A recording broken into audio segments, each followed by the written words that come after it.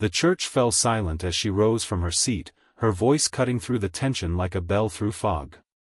"Look at me," she said, her eyes fixed on the single father who stood awkwardly at the back, clutching an invitation with trembling fingers. No one expected what would happen next, a moment that would change both their lives forever. Before we continue this incredible journey, if you're enjoying this story, please take a moment to like this video and subscribe to our channel. Your support helps us bring more heartfelt stories like Michael and Emma's to life.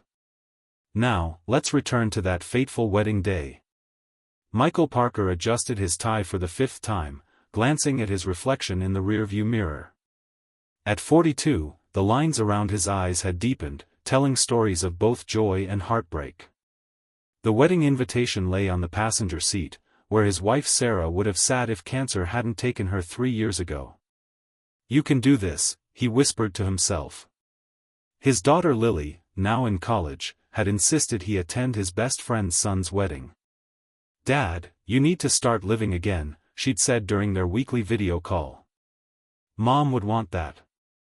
The church parking lot was nearly full when Michael arrived.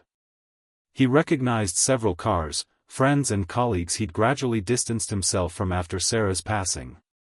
Grief had become his closest companion, and somewhere along the way, he'd forgotten how to exist in spaces filled with happiness. He slipped into the back row just as the music began. The ceremony was beautiful, the kind Sarah would have cried at. Michael found himself reaching for her hand out of habit, only to grasp empty air.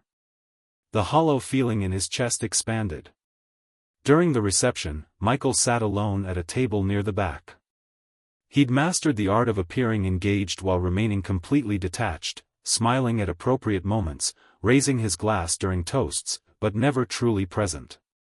"Is this seat taken?" Michael looked up to find a woman with warm brown eyes and a gentle smile. Emma Reynolds, he recognized her from the hospital where Sarah had received treatment. She'd been the social worker who helped them navigate the labyrinth of medical decisions and insurance paperwork. "Please," he gestured to the empty chair, surprised to find himself genuinely glad for the company. Emma sat down, smoothing her emerald green dress. "I wasn't sure you'd remember me. How could I forget? You were the only person who made sense during the worst time of our lives." Their conversation flowed easily, reminiscing about Sarah's courage and her infectious laugh.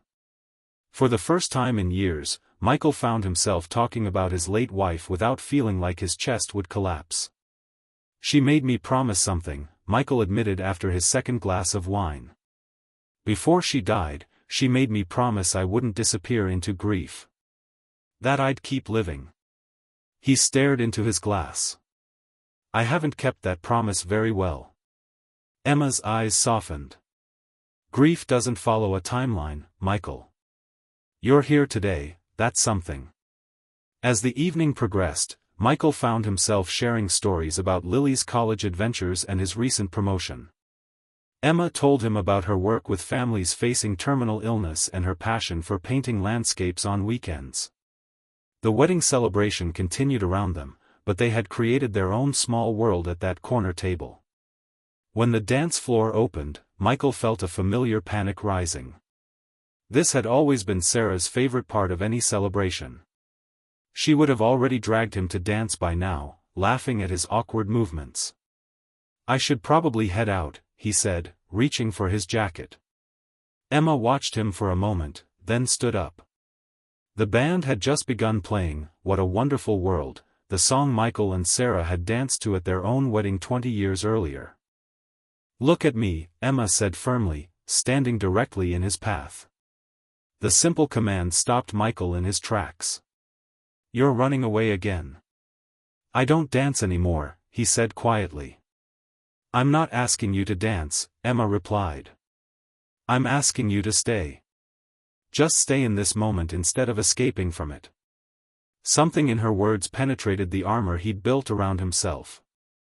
Michael looked at Emma, really looked at her, and saw not pity but understanding. She knew what it meant to witness suffering, to stand in the storm with people during their darkest moments. Sarah loved this song, he admitted. Tell me about dancing with her, Emma said, sitting back down and patting the chair beside her. As the music played, Michael shared the memory of his wedding day, how Sarah had practically floated across the dance floor, how she'd whispered jokes in his ear to help him relax, how perfect that moment had been. For the first time, the memory brought a smile instead of only pain. When the song ended, Emma reached for his hand. Thank you for sharing that with me. The touch was simple, but it sent warmth through Michael's body, a sensation he'd forgotten was possible. Not romance, not yet, but connection. Human contact that didn't hurt. As the evening wound down, they exchanged phone numbers. No pressure, Emma assured him. Maybe just coffee sometime. Michael nodded, surprised to find himself looking forward to it. 2 days later, he called her. Coffee led to walks in the park, which led to dinner at his house where he cooked Sarah's famous lasagna recipe. Emma brought dessert and stories that made him laugh until his sides hurt.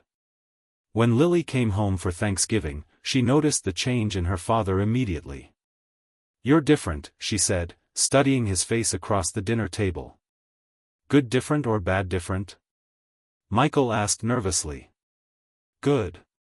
Definitely good. Lily smiled. You're present again. Emma became a regular visitor at their holiday gatherings. She never tried to replace Sarah, instead, she helped keep her memory alive, encouraging Michael and Lily to share stories and traditions. She brought her own traditions too, slowly weaving herself into the fabric of their lives.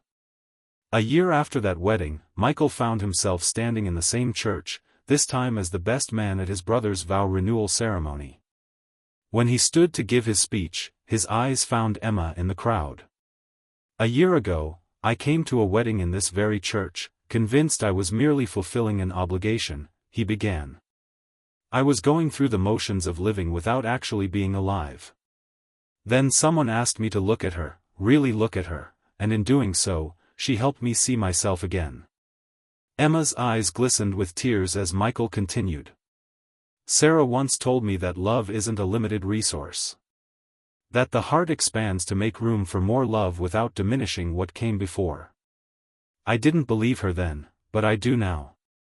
After the ceremony, as guests mingled during the reception, Michael led Emma to a quiet corner of the garden.